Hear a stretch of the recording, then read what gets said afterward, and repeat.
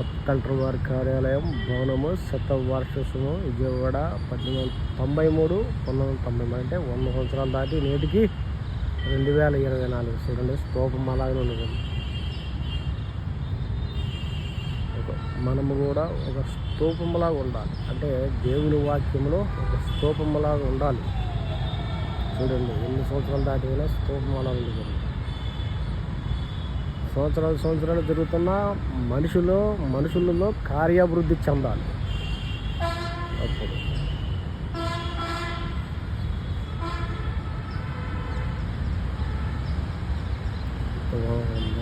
సుందర వదనం gourd parking office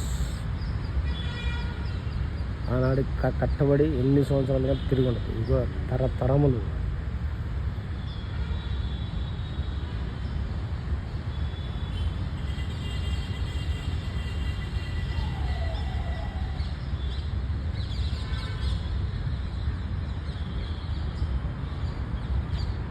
మనుషుల్లో సంవత్సరాలు జరుగుతున్నాయి. వాళ్ళకి కార్యాభివృద్ధి చెందరు. దేవునిలో కార్యాభివృద్ధి చెందాలి. నేను ఆ దేవునిలో స్తంభంలాగా ఉండిపోవాలి.